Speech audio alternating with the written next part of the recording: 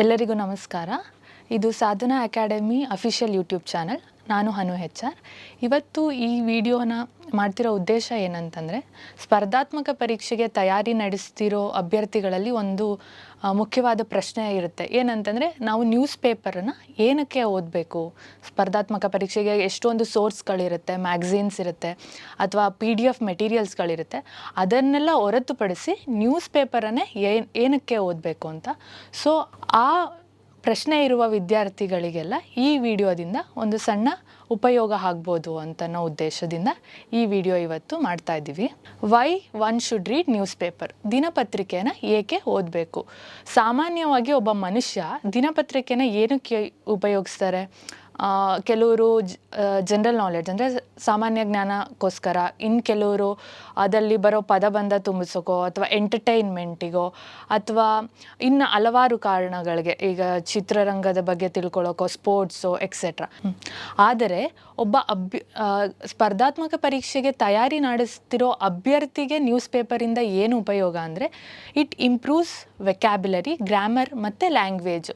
ಈಗ ನಾನು ಸುಮಾರು ಜನ ಅಭ್ಯರ್ಥಿಗಳಲ್ಲಿ ಫಿಯರ್ ಆಫ್ ಇಂಗ್ಲೀಷ್ ಅಥವಾ ಇವನ್ ಕನ್ನಡ ಲ್ಯಾಂಗ್ವೇಜಿನ ಬಗ್ಗೆ ಅವರು ಒಳ್ಳೆ ಮಾರ್ಕ್ಸ್ ತೆಗೆದಿದ್ರು ಪರೀಕ್ಷೆಯಲ್ಲಿ. ಅವರಿಗೊಂದು ಫಿಯರ್ ಇರುತ್ತೆ, ಓಕೆ ನಮಗೆ ಪದ ಬಳಕೆ ಅಥವಾ ಪದ ಪ್ರಯೋಗ ಮಾಡೋಕ್ಕೆ ನಮಗೆ ಕಷ್ಟ ಆಗ್ತಿದೆ ಅಂತ. ಸೊ ನ್ಯೂಸ್ ಪೇಪರನ್ನು ಒಬ್ಬ ಅಭ್ಯರ್ಥಿ ರೆಗ್ಯುಲರಾಗಿ ಓದೋದ್ರಿಂದ ಈ ಒಂದು ಫಿಯರ್ನ ಓವರ್ಕಮ್ ಮಾಡ್ಬೋದು ಮತ್ತು ಈ ಎಲ್ಲ ಕ್ವಾಲಿಟೀಸ್ನು ಇಂಪ್ರೂವ್ ಮಾಡ್ಕೋಬೋದು. ಇಟ್ ಇಂಪ್ರೂವ್ಸ್ ಕ್ರಿಟಿಕಲ್ ಥಿಂಕಿಂಗ್, ವಿಮರ್ಶಾತ್ಮಕ ಚಿಂತನೆ. ಹಾಗಂದರೆ ಈಗ ಫಾರ್ ಎಕ್ಸಾಂಪಲ್ ನೀವು ಒಂದು ವಿಷಯನ ನಿಮ್ಮ ಆಲೋಚನಾ ಕ್ರಮದಿಂದ ಓದ್ತಾ ಹೋದಾಗ ನಿಮಗದು ಒಂದೇ ಡೈಮೆನ್ಷನಲ್ಲಿ ಎಲ್ಲ ಉತ್ತರಗಳು ಸಿಗ್ತಾ ಹೋಗುತ್ತೆ. ಈಗ ನಾವು ಪತ್ರಿಕೆಯಲ್ಲಿ ಸಂಪಾದಕೀಯ ಅಥವಾ ಎಡಿಟೋರಿಯಲ್ಸನ್ನು ಬರೆದಿರ್ತಾರಲ್ಲ, ಆ ವ್ಯಕ್ತಿಗಳು ಒಂದು ಟಾಪಿಕ್ಕಿನ ಹಲವಾರು ಪರ್ಸ್ಪೆಕ್ಟಿವ್ ಅಥವಾ ಡೈಮೆನ್ಷನ್, ದೃಷ್ಟಿಕೋನದಿಂದ ಎಕ್ಸ್ಪ್ಲೇನ್ ಮಾಡಿರ್ತಾರೆ. ಆ್ಯಸ್ ಎ ಕ್ಯಾಂಡಿಡೇಟ್ ನೀವು ಇಂಡಿವಿಜುವಲ್ ಆಗಿ ನೀವೇ ರಿಸರ್ಚ್ ಮಾಡಿ ಆ ಎಲ್ಲ ಮಾಹಿತಿಗಳನ್ನ ಕಲೆ ಹಾಕಬೇಕು ಅಂದರೂ ಮಿನಿಮಮ್ ಒಂದು ಆರ್ಟಿಕಲ್ ಅಥವಾ ಒಂದು ಟಾಪಿಕನ್ನು ಕವರ್ ಮಾಡೋಕ್ಕೆ ನಿಮಗೆ 1 hour 2 hours ಮೇಲೂ ಅದಕ್ಕಿಂತಲೂ ಹೆಚ್ಚಾಗಿ ಸಮಯ ಹಿಡಿಯುತ್ತೆ. So it improves critical thinking. News ಪೇಪರಲ್ಲಿ ಪಬ್ಲಿಷ್ ಆಗಿರೋ ಎಡಿಟೋರಿಯಲ್ಸ್ ಅಥವಾ ಸಂಪಾದಕೀಯಗಳನ್ನ ಓದಿ ನೀವು ನಿಮ್ಮ ಪರ್ಸ್ಪೆಕ್ಟಿವ್ಸ್ ಅಂದರೆ ಥಿಂಕಿಂಗ್ ಡೈಮೆನ್ಷನ್ಸನ್ನು ಇಂಪ್ರೂವ್ ಮಾಡ್ಕೋಬೋದು. ಹಾಗಂತಂದರೆ ಈಗ ನೀವು ಒಂದು ಟಾಪಿಕ್ಕಿನ ಮೇಲೆ ರಿಸರ್ಚ್ ಮಾಡಿದ್ರೆ ಅಥವಾ ಅದ್ರ ಮೇಲೆ ಇನ್ಫಾರ್ಮೇಷನ್ ಕಲೆಕ್ಟ್ ಮಾಡೋಕ್ಕೆ ಸ್ಟಾರ್ಟ್ ಮಾಡಿದಾಗ ನಾವು ಒಂದೇ ದೃಷ್ಟಿಕೋನದಲ್ಲಿ ಯೋಚನೆ ಮಾಡ್ತೀವಿ. ಎಡಿಟೋರಿಯಲ್ನ ಬರೆಯೋ ವ್ಯಕ್ತಿ ಆಲ್ರೆಡಿ ಅದನ್ನು ಬರೆಯೋಕ್ಕಿಂತ ಮುಂಚೆ ಅದಕ್ಕೆ ಮಲ್ಟಿಪಲ್ ಆ್ಯಂಗಲ್ ಅಥವಾ ಮಲ್ಟಿಪಲ್ ಡೈಮೆನ್ಷನ್ಸಿಂದ ಅದನ್ನು ತಯಾರು ಮಾಡಿ ನಮಗೆ ಪಬ್ಲಿಷ್ ಮಾಡಿರ್ತಾರೆ. ಸೊ ನಿಮಗೆ ಆ ರಿಸರ್ಚಿನ ಸಮಯ ಮತ್ತು ಆ ಮಾಹಿತಿ ಕಲೆ ಹಾಕಬೇಕಾದ್ರೆ ವೇಸ್ಟ್ ಆಗೋ ಟೈಮನ್ನು ಇದು ಸೇವ್ ಮಾಡುತ್ತೆ. ಮತ್ತು to know about facts and current affairs. Already ಒಬ್ಬ ಅಭ್ಯರ್ಥಿ ಕಾಂಪಿಟೇಟಿವ್ ಎಕ್ಸಾಮ್ಸಿಗೆ ಓದಲು ಶುರು ಮಾಡ್ತಿದ್ದಂಗೆ ಕರೆಂಟ್ ಅಫೇರ್ಸು ಅಂದರೆ ಪ್ರಚಲಿತ ವಿದ್ಯಮಾನದ ಇಂಪಾರ್ಟೆನ್ಸ್ ಏನಂತ ಅವ್ರಿಗಾಗಲೇ ಗೊತ್ತಿರುತ್ತೆ. ಸೊ ನ್ಯೂಸ್ ಪೇಪರ್ ಓದೋದ್ರಿಂದ ಪ್ರತಿನಿತ್ಯ ಆಗುವ ಕರೆಂಟ್ ಅಫೇರ್ಸನ್ನ ನೀವು ಅಲ್ಲಲ್ಲೇ ಮುಗಿಸಿ ಅಪ್ಡೇಟ್ ಅಂದರೆ ರೆಗ್ಯುಲರಾಗಿ ಅಪ್ಡೇಟ್ ಆಗಿರ್ತೀರ. ಅಟ್ ದ ಮಂತ್ ಎಂಡ್ ನೀವು ಕೂತು ಒಂದೇ ಸಲ ಎಲ್ಲನೂ ಓದು ಬರ್ಡನನ್ನು ತಗೊಳ್ಳೋದ್ರ ಬದಲು ಪ್ರತಿದಿನ ಕರೆಂಟ್ ಅಫೇರ್ಸಿಗೋಸ್ಕರ ನ್ಯೂಸ್ ಪೇಪರನ್ನು ಓದೋದ್ರಿಂದ ನಿಮಗೆ ನಿಮ್ಮ ಸಮಯನ ಸೇವ್ ಮಾಡೋದು ಹಾಗಾಗುತ್ತೆ. ನೆಕ್ಸ್ಟ್ ಬಂದು essay and answer writing. News ಪೇಪರಿನ ಪ್ರಾಮುಖ್ಯತೆ ಬರೀ ಕರೆಂಟ್ ಅಫೇರ್ಸ್ ಅಥವಾ ಪ್ರಚಲಿತ ವಿದ್ಯಮಾನದಷ್ಟೇ ಅಲ್ಲ. ನ್ಯೂಸ್ ಪೇಪರ್ ಓದೋದ್ರಿಂದ ನಿಮಗೆ ಈಗ ಲಿಖಿತ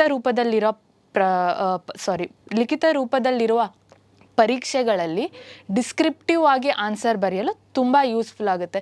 ಒಂದು ಎಸ್ಸೆ ಬರಿಬೇಕು ಅಂದರೆ 1500 ಪದ ಅಥವಾ 2000 ಪದದವರೆಗಿನ ಎಸ್ಸೆ ಬರಿಬೇಕಂದ್ರೆ ನೀವು ಒಂದು ದಿನ ಹಿಂದೆ ಕೂತು ಅದನ್ನೆಲ್ಲ ಓದಿ ಬರೆಯೋಕ್ಕಾಗಲ್ಲ. ರೆಗ್ಯುಲರ್ ಆಗಿ ನ್ಯೂಸ್ ಪೇಪರನ್ನು ಓದೋದ್ರಿಂದ ನಿಮಗೆ ಒಂದು ವಿಷಯದ ಮೇಲೆ ಸಾಕಷ್ಟು ಮಾಹಿತಿಗಳು ಸಿಕ್ಕಿರುತ್ತೆ. ಸೊ ನೀವು ಎಸ್ಸೆಗೋಸ್ಕರನೇ ಅಂತ ಎಕ್ಸ್ಟ್ರಾ ಎಫರ್ಟ್ ಹಾಕಿ ಅಥವಾ ಸಪರೇಟ್ ಪ್ರಿಪ್ರೇಷನ್ ಮಾಡೋ ಅವಶ್ಯಕತೆ ಇಲ್ಲ. ಮತ್ತು news paper also helps in answer writing.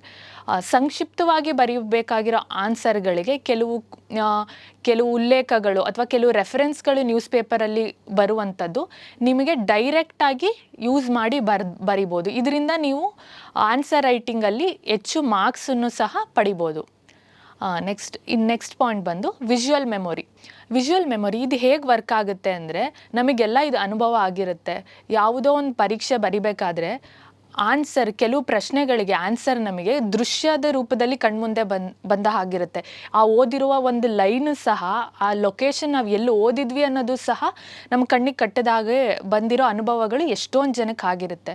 So news ಪೇಪರನ್ನು ನಾವು ಓದೋದ್ರಿಂದ ನಮಗೆ ವಿಜುವಲ್ ಮೆಮೊರಿ ಇಂಪ್ರೂವ್ ಆಗುತ್ತೆ. ಸೊ ವಿಜುವಲ್ ಮೆಮೊರಿ ಇಂಪ್ರೂವ್ ಆಗೋದು ನಮಗೆ ಒಂದು ರೀತಿ ಅಡ್ವಾಂಟೇಜೇ ಆಗಿರುತ್ತೆ. ನಾವಿಷ್ಟೆಲ್ಲ ಓದಿರೋದ್ರಿಂದ ನಾವು ಎಲ್ಲವನ್ನೂ ನೆನಪಲ್ಲಿ ಇಟ್ಕೊಳ್ಳೋದು ಕೆಲವೊಮ್ಮೆ ಕಷ್ಟ ಆಗುತ್ತೆ. ಸೊ ನ್ಯೂಸ್ ಪೇಪರು ನಮಗೆ ಇದರಲ್ಲಿ ಸಹಾಯ ಮಾಡುತ್ತೆ, ಅಂದರೆ ವಿಜುವಲ್ ಮೆಮೊರಿನ ಇಂಪ್ರೂವ್ ಮಾಡ್ಕೊಳ್ಳೋದ್ರಲ್ಲಿ. ಈಗ ಇಂದಿನ ಸ್ಲೈಡಲ್ಲಿ ನಾವು ನ್ಯೂಸ್ ಪೇಪರನ್ನು ಏಕೆ ಓದಬೇಕು ಅಭ್ಯರ್ಥಿ ಅಂತ ತಿಳ್ಕೊಂಡ್ವಿ. ಅದಾದ ಮೇಲೆ ಬರುವ ಪ್ರಶ್ನೆ ಅಂದರೆ which news paper two read, ಯಾವ ದಿನಪತ್ರಿಕೆ ಓದಬೇಕು ಅಂತ. ಕನ್ನಡ ದಿನಪತ್ರಿಕೆಗಳನ್ನ ತಗೊಳ್ಳೋದಾದರೆ ಅತಿ ಹೆಚ್ಚು ಟಾಪರ್ಸ್ಗಳು ಅಥವಾ ಅಭ್ಯರ್ಥಿಗಳು ರೆಫರ್ ಮಾಡೋ ಪತ್ರಿಕೆ ಪ್ರಜಾವಾಣಿ. ಕ್ವಾಲಿಟಿ ಕಂಟೆಂಟಿಂದಾನೇ ಅದು ತುಂಬ ಹೆಸರುವಾಸಿಯಾಗಿದೆ. ಇಂಗ್ಲೀಷ್ ಪೇಪರ್ಗಳನ್ನ ನೀವು ಕೇಳೋದಾದರೆ ದ ಹಿಂದೂ ಅಥವಾ ಇಂಡಿಯನ್ ಎಕ್ಸ್‌ಪ್ರೆಸ್ ಪೇಪರ್ನ ರೆಫರ್ ಮಾಡ್ಬೋದು. ಇಲ್ಲಿ ಕೇವಲ 3 ಪೇಪರ್ಗಳನ್ನ ಉಲ್ಲೇಖ ಮಾಡಿದ್ದೀವಿ. ಹಾಗಂದ ಕಾರಣ ಬೇರೆ ಪೇಪರ್ಗಳು ಕ್ವಾಲಿಟಿ ಇಲ್ಲ ಅಂತಲ್ಲ. ನಿಮ್ಮ ಸುತ್ತಮುತ್ತ ಅಥವಾ ನಿಮಗೆ ಯಾವುದು ಸುಲಭವಾಗಿ ಲಭ್ಯ ಇರುವ ಕ್ವಾಲಿಟಿ ಕಂಟೆಂಟ್ ಇರುವ ಯಾವುದೇ ಪೇಪರನ್ನು ನೀವು ರೆಫರ್ ಮಾಡ್ಬೋದು. ಮತ್ತು ಇನ್ನೊಂದು ಪಾಯಿಂಟ್, ನೀವು ನ್ಯೂಸ್ ಪೇಪರನ್ನು ಓದೋಕ್ಕೆ ಶುರು ಮಾಡೋಕ್ಕಿಂತ ಮುಂಚೆ ಯಾವ ಪೇಪರ್ನ ಓದಬೇಕು ಅಂತ ಡಿಸೈಡ್ ಮಾಡೋಕ್ಕಿಂತ ಮುಂಚೆ ಒಂದು ವಾರ ಅಥವಾ 15 ದಿನ ಒಂದು ಸಣ್ಣ ಎಕ್ಸ್ಪರಿಮೆಂಟ್ ಥರ ಮಾಡೋದು ಒಳ್ಳೆಯದು. ಅದು ಹೇಗೆ ಅಂತಂದರೆ, ನೀವು 2 ಪೇಪರನ್ನು ಪ್ರತಿನಿತ್ಯ ತಗೊಂಡು ಅದರಲ್ಲಿ ಬರುವ ಈಗ ಫಾರ್ ಎಕ್ಸಾಂಪಲ್ ಟರ್ಕಿಯಲ್ಲಿ ನಡೆದ ಅರ್ಥ್ಕ್ವೇಕ್ ಇದೆಯಲ್ಲ, ಅದನ್ನು 2 ಪೇಪರಿನಲ್ಲಿ ಓದಿ. ಆ 2 ಪೇಪರಲ್ಲಿ ನಿಮಗೆ ಯಾವ ಪೇಪರಲ್ಲಿ ಹೆಚ್ಚು ಕಂಟೆಂಟ್ ಸಿಕ್ತು ಅಥವಾ ಯಾವ ಪೇಪರಲ್ಲಿ ನಿಮಗೆ ಜಾಸ್ತಿ ಯೂಸ್ಫುಲ್ ಆಗಿರೋ ಕಂಟೆಂಟ್, ಎಕ್ಸಾಮಿಗೆ ಉಪಯೋಗ ಆಗೋಂಥ ಕಂಟೆಂಟ್ ಸಿಕ್ತು ಅಂತ ನೋಡಿಕೊಂಡು ಅದನ್ನು ನೋಟ್ ಮಾಡ್ಕೊಳ್ಳಿ. ಹೀಗೆ 2-3 ದಿನ ಇದನ್ನೇ ಕಂಟಿನ್ಯೂ ಮಾಡಿ. ಒಂದು ವಾರ ಅಥವಾ 15 ದಿನ ಮುಗೀತಿದ್ದ ಹಾಗೆ ನಿಮಗೆ ಒಂದು ಅಂದಾಜು ಸಿಗುತ್ತೆ ಯಾವ ಪೇಪರಿಂದ ನಿಮಗೆ ಹೆಚ್ಚು, ಅಂದರೆ ನೀವು ಸ್ಪೆಂಡ್ ಮಾಡೋ 1 ಅವರ್ ಅಥವಾ 1 ಅವರ್ ನೀವು ಏನು ನ್ಯೂಸ್ ಪೇಪರ್ ನೋಟ್ಸ್ ಮಾಡಲು, ನ್ಯೂಸ್ ಪೇಪರ್ ಓದ್ಕೊಳ್ಳಲು ಬಳಸ್ತೀರಾ, ಅದು ವೇಸ್ಟ್ ಆಗದೆ ಇರೋ ಹಾಗೆ ಯಾವ ಪೇಪರಿಂದ ನಿಮಗೆ ಉಪಯೋಗ ಆಯಿತು ಅಂತ ಗೊತ್ತಾಗುತ್ತೆ. ಸೊ ಹಾಗಾಗಿ ಇದನ್ನು ಟ್ರೈ ಮಾಡ್ಬೋದು. ಕೆಲವ್ರು ಆಗಲೇ ಅನ್ಕೋತಿರ್ತಾರೆ, 1 ಪೇಪರ್ ಓದೋಕೆ ನಮಗೆ ಸಮಯ ಸಾಲಲ್ಲ, 2 ಪೇಪರ್ ಹೇಗೆ ಓದೋದು ಅಂತ. ಇದು ನಾನು ಪೂರ್ತಿ ನಿಮ್ಮ ಪ್ರಿಪ್ರೇಷನ್ ಜರ್ನಿ ಫುಲ್ ಮಾಡೋಕೆ ಹೇಳ್ತಿಲ್ಲ. ನೀವು ನ್ಯೂಸ್ ಪೇಪರ್ ಓದೋದು ಸ್ಟಾರ್ಟ್ ಮಾಡೋಕ್ಕಿಂತ ಮುಂಚೆ 1 ವಾರ ಅಥವಾ 15 ದಿನ ಈ ಒಂದು ಸಣ್ಣ ಎಕ್ಸ್ಪರಿಮೆಂಟ್ ಥರ ಮಾಡಿ ನೋಡಿ. ಅದಾದಮೇಲೆ ನಿಮಗೆ ಯಾವುದು ಒಪ್ಪುತ್ತೆ ಆ ನ್ಯೂಸ್ ಪೇಪರ್ನ ನೀವು ತಗೋಬೋದು. ಇದ್ರ ಸಮ್ಮರಿ ಏನಂತಂದರೆ, you can read any newspaper with quality content. Quality ಇರುವ ಯಾವುದೇ ನ್ಯೂಸ್ ಪೇಪರನ್ನು ನೀವು ಓದ್ಬೋದು. ನೆಕ್ಸ್ಟ್ ಇಂಪಾರ್ಟೆಂಟ್ ಕ್ವಶನ್ ಏನಂತಂದರೆ, how much time should I devote to newspaper? ದಿನಕ್ಕೆ ನಾನು ಎಷ್ಟು ಸಮಯ ನ್ಯೂಸ್ ಪೇಪರಿಗೆ ಅಂತ ಪ್ರತ್ಯೇಕವಾಗಿ ಇಡಬೇಕು ಅಂತ. ಇದು ನನ್ನ ಪ್ರಕಾರ ಇದೊಂದು ವೈಯಕ್ತಿಕ ವಿಚಾರ. ಎಷ್ಟೊಂದು ಜನ ಟಾಪರ್ಸ್ ಹೇಳೋದನ್ನು ಕೇಳೋದಾದರೆ, ನಾವು ಒಬ್ಬ ಅಭ್ಯರ್ಥಿ ಸ್ಟಾರ್ಟಿಂಗಲ್ಲಿ ನ್ಯೂಸ್ ಪೇಪರ್ ಓದಲು ಶುರು ಮಾಡಿದಾಗ 1.5 ಗಂಟೆಯಿಂದ ಸುಮಾರು 2 ಗಂಟೆವರೆಗೂ ತಗೊಳ್ಳುತ್ತೆ ಒಂದು ದಿನ ಒಂದು ಪೇಪರ್ ಓದಲು.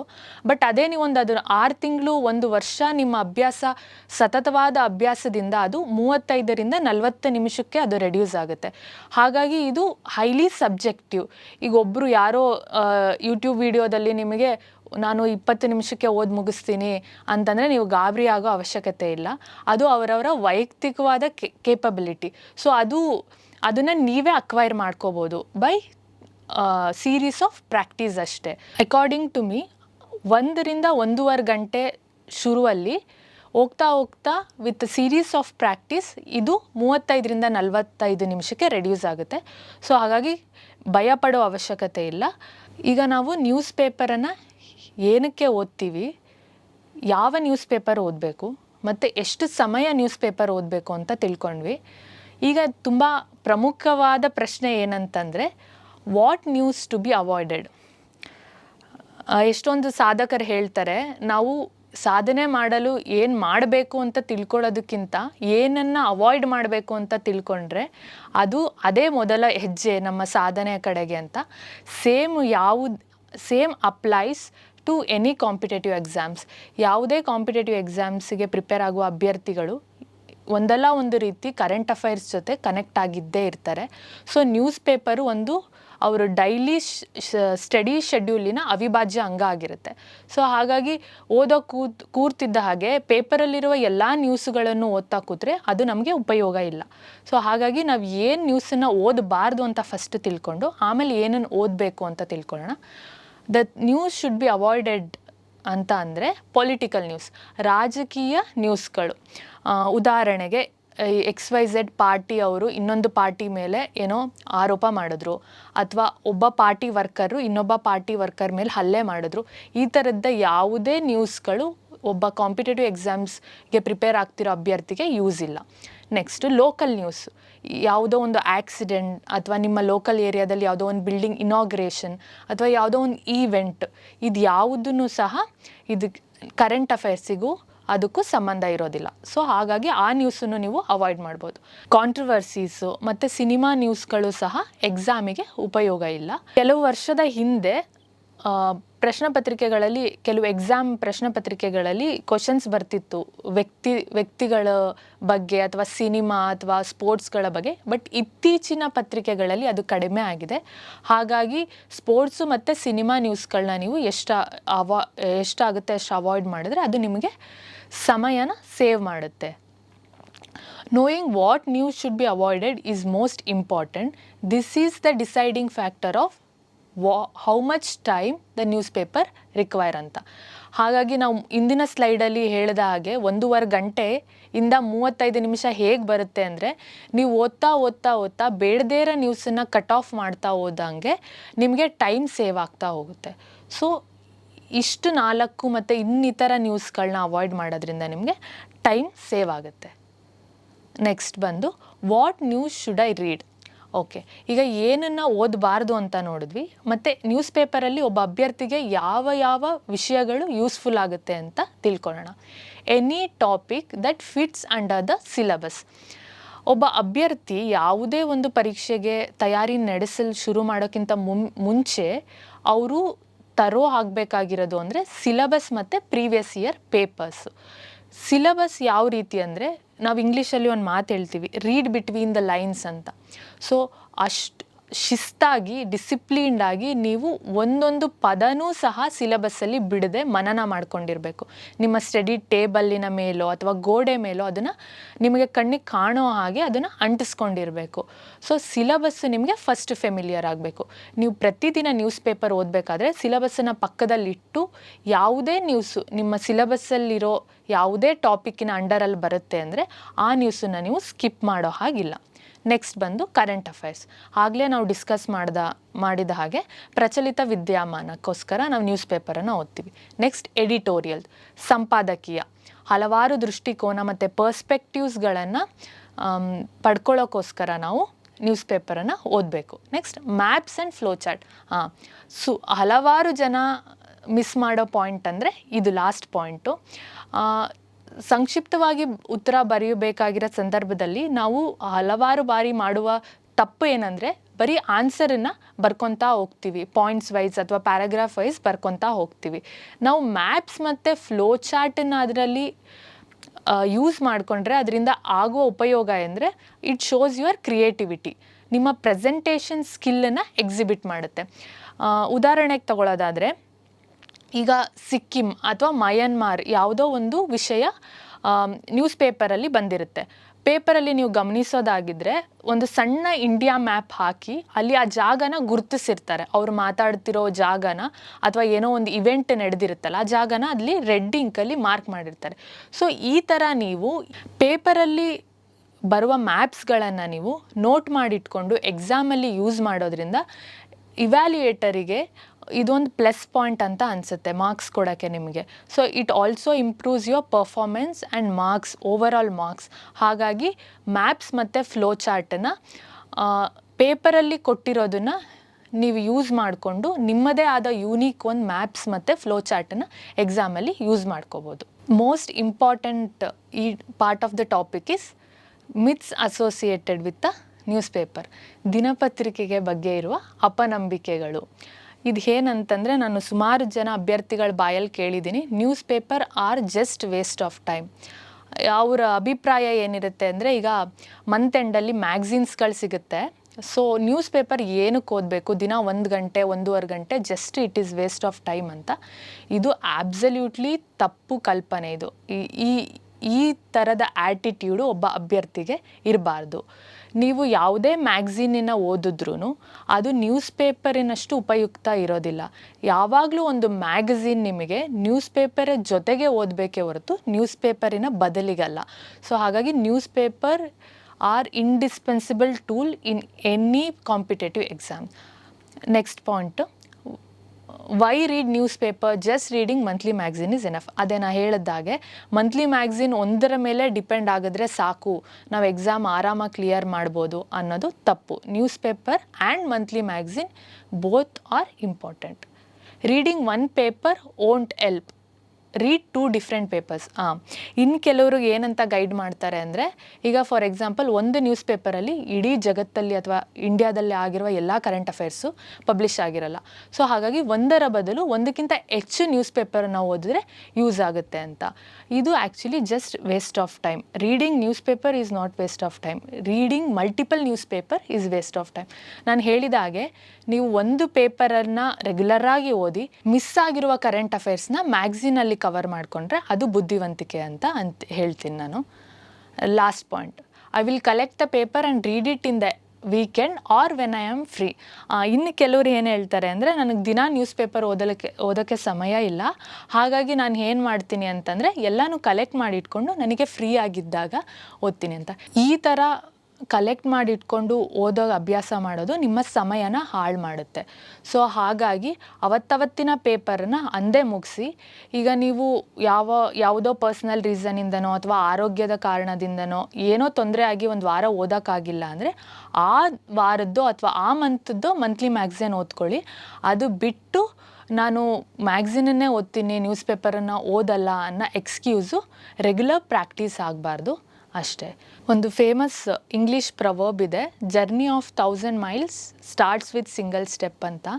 ಹಾಗೆ ನ್ಯೂಸ್ ಪೇಪರ್ ಜರ್ನಿ ಅಥವಾ ನೀವು ನ್ಯೂಸ್ ಪೇಪರನ್ನು ಓದೋಕ್ಕೆ ಶುರು ಮಾಡುವ ಅಭ್ಯಾಸಗಳು ಶುರು ಮಾಡಿದ ದಿನಗಳಲ್ಲಿ ತುಂಬ ಕಷ್ಟಕರ ಅನಿಸುತ್ತೆ, ತುಂಬ ಟೈಮ್ ಕನ್ಸ್ಯೂಮಿಂಗ್ ಅನಿಸುತ್ತೆ. ಆದರೆ ಅದು ಜಸ್ಟ್ ಅ ಸಿಂಗಲ್ ಸ್ಟೆಪ್. ನೀವು ದಿನ ಅದನ್ನು ಅಭ್ಯಾಸ ಮಾಡ್ತಾ ಹೋಗ್ತಿದ್ದ ಹಾಗೆ ಅದು ನಿಮಗೆ ತುಂಬ ಸುಲಭ ಅನ್ನಿಸ್ತಾ ಹೋಗುತ್ತೆ.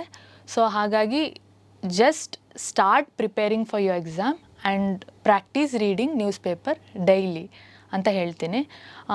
ಕೆ.ಸಿ. ಶಿವಪ್ಪ ಅವ್ರದ್ದು ಒಂದು ಮುದ್ದುರಾಮನದ್ದು ಕಗ್ಗ ಇದೆ, ಅದನ್ನು ಹೇಳಕ್ಕೆ ಇಷ್ಟಪಡ್ತೀನಿ ಎಲ್ಲ ಆಸ್ಪಿರೆಂಟ್ಸಿಗೂ.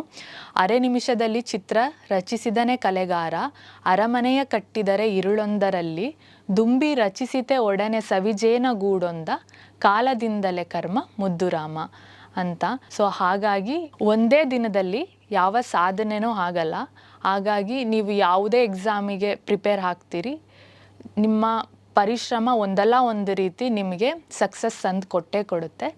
ಸೊ ಆಲ್ ದ ಬೆಸ್ಟ್ ಎಲ್ಲ ಆಸ್ಪರೆಂಟ್ಸಿಗೂ. ನ್ಯೂಸ್ ಪೇಪರ್ ರಿಲೇಟೆಡ್ ನಿಮ್ದು ಏನೇ ಕ್ವೆರೀಸ್ ಅಥವಾ ಡೌಟ್ಸ್ ಇದ್ದರೂ ಕಮೆಂಟ್ ಸೆಕ್ಷನಲ್ಲಿ ಪೋಸ್ಟ್ ಮಾಡಿ.